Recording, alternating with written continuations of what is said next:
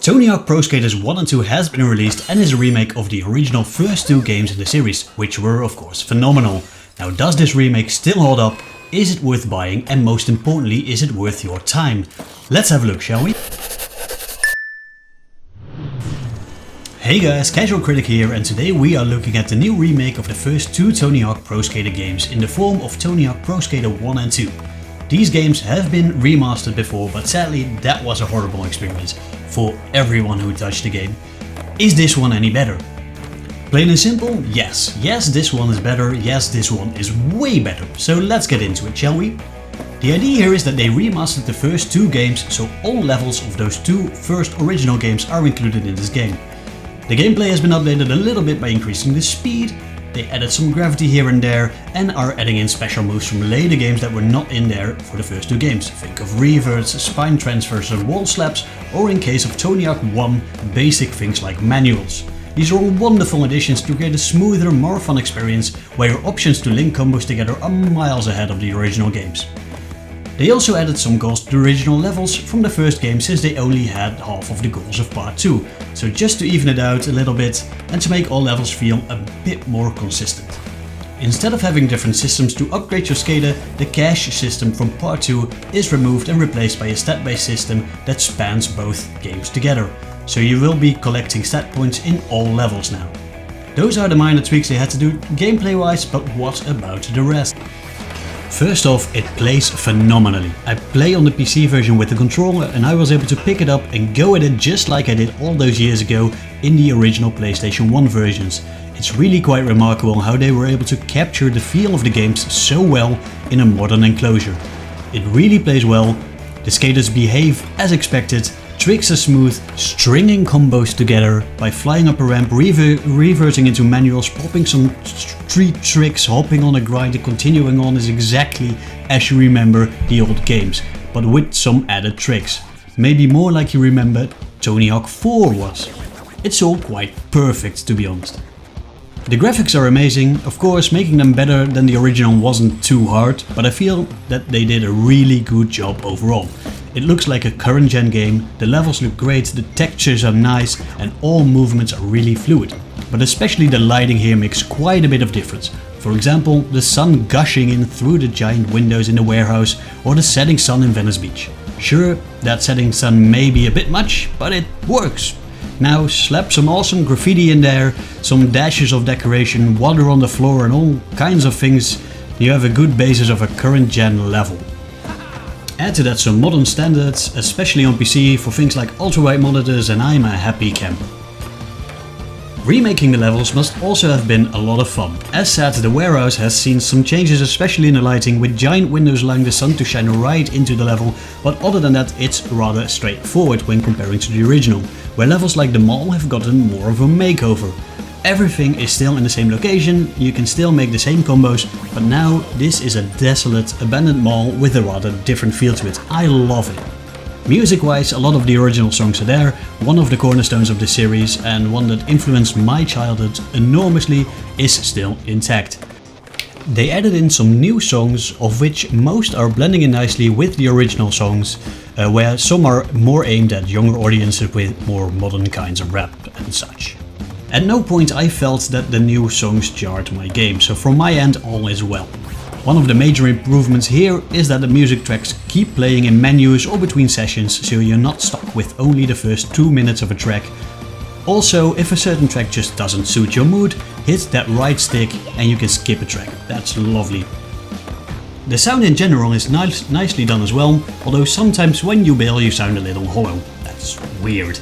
And other than that, no complaints here. But how does this game hold up in the modern day? Sure, shredding through the old levels on a nostalgia high is amazing, but I was done within a few hours. I unlocked all levels, did all goals and got my first skater, who of course was Tony Hawk 2 max stats. For someone who never played the game before, this may take significantly longer, but still doing all the goals isn't exactly hard to do. You can run through it quite quickly. I also feel that some goals are much easier to accomplish these days with the increased speed, like grinding to the secret tape in Philadelphia for example. When I tried starting the career on a second character, I found that there is no need to do all the goals again. You just need to collect all stat points again for that skater and you are done. Understandable, but quite a shocker when I first find out. So what else is there to do? Of course you have some secrets to unlock. At this moment there are 2 secret characters in game that you can unlock by collecting certain things or completing a set of achievements. Not a lot, but hey, it's something. Speaking of achievements, everything you do in this game is now tracked, and most things are linked to achievements. Do a combo worth 100,000 points, achievement unlocked, get all gaps in a level, another achievement down. While unlocking these, you gain levels and money which you can spend on decks and clothing for your skater, or for your creator skater, which is back as well. More on that later. The achievements give you a huge set of goals to complete, which is something to chase if you're into those sort of things. It's a welcome addition, although not necessarily something for me personally. Besides that, online offers some depth as well. Of course, you can play some classic modes like Horse and Split Screen, but these days also online. You hop into a lobby and get pitted against random others to do all kinds of challenges. A fun addition, but could use some work with lobbies, etc. But online also offers something else. Each level now has time trials, which isn't online in the traditional sense. But it allows you to do all goals of a level with the timer counting up instead of down, and the goal here is to complete a level as fast as possible. Of course, times are thrown in an online leaderboard, and this allows the game to have some sort of speed running competition. Also something that may keep a lot of people busy in the game. All in all, lots and lots of completionisty things to do, but if you're just here for the regular gameplay, then you'll be done quite quick. And that's where the next point comes in: how casual friendly is this game? Playing through the regular game is a blast. The execution of the remaster is exceptional, and a more casual gamer can simply hop in every now and then, do some goals and call it a day. However, you only do this so often, as the whole idea where each level has a couple of set goals to achieve just isn't holding up as well as I hoped. After that, of course, you can start unlocking things. Unlocking the 2 secret characters can be fun and is easy to do.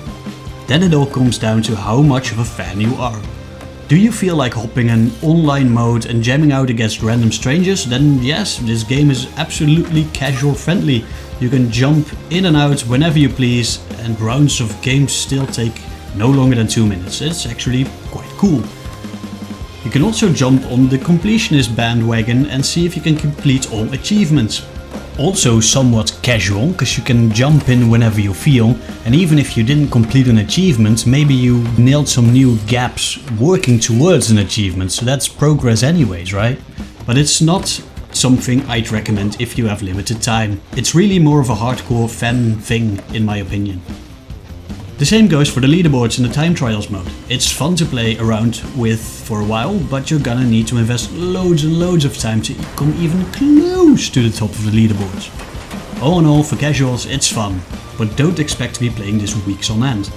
Luckily the game is not full price and I'd still recommend it, even if it's just for nostalgia's sake. It's a great remake. Let me rephrase that, it's a great remake.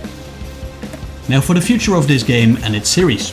Since they made this remake, the engine is done, all mechanics are done.